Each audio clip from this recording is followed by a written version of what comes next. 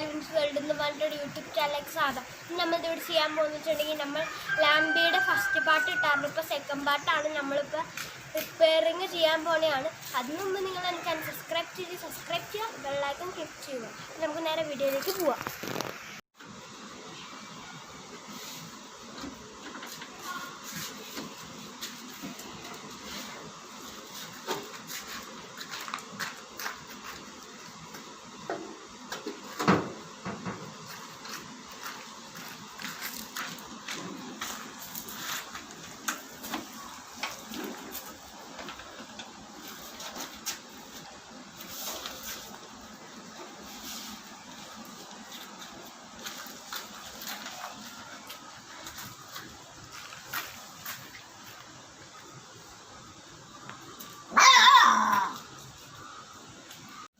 Hi friends, അപ്പം നമുക്ക് ഈ വണ്ടിയുടെ ഏറ്റവും ആദ്യം ചെയ്യേണ്ടതെന്ന് വെച്ചിട്ടുണ്ടെങ്കിൽ ഈ വണ്ടിയുടെ പ്ലഗ് ക്ലീൻ ചെയ്യണമെന്നാണ് ഏറ്റവും ചെയ്യേണ്ടത്.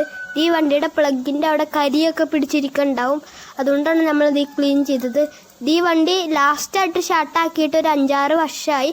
അതുകൊണ്ടാണ് നമ്മളിതിവിടെ പ്ലഗ് ഒന്ന് ക്ലീൻ ചെയ്യുന്നത്. അല്ലെങ്കിൽ കറണ്ട് എൻജിനിലേക്ക് വരില്ല.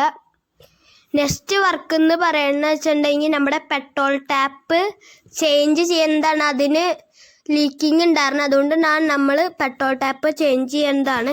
അതിനു മുമ്പായിട്ട് നമ്മളിത് ഈ പെട്രോൾ ടാങ്ക് തുരുമ്പിക്കാതിരിക്കാൻ വേണ്ടിയിട്ട് 6 വർഷം വെറുതെ ഷാർട്ടാക്കാതിരുന്ന വണ്ടിയാണ്. അതുകൊണ്ട് ഇത് പെട്രോൾ ടാങ്കിൽ തുരുമ്പിടിക്കാതിരിക്കാൻ വേണ്ടിയിട്ട് നമ്മൾ കുറച്ച് ഓയിൽ ഒഴിച്ചായിരുന്നു.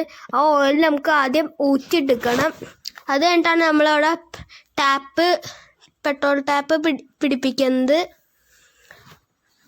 അത് കഴിഞ്ഞിട്ടുണ്ടെങ്കിൽ ഈ പെട്രോൾ ടാപ്പിൽ നിന്ന് ഒരു ഓസ് വഴി നമ്മൾ കാർബറേറ്ററിലേക്ക് ഫിറ്റ് ചെയ്യുന്നതാണ്. ഇത് പെട്രോള് ടാപ്പിൽ നിന്ന് നേരെ കാർബറേറ്ററിലേക്ക് ഇറങ്ങാൻ വേണ്ടിയിട്ട് നമ്മൾ അതിൻ്റെ ഇടയ്ക്ക് ഈ ഓസ് കുറച്ച് ലൂസായിരുന്നു. നമ്മുടെ പെട്രോൾ ടാപ്പിലേക്കും കാർബറേറ്ററിലേക്കും കയറ്റാൻ പറ്റണ്ടായിരുന്നില്ല.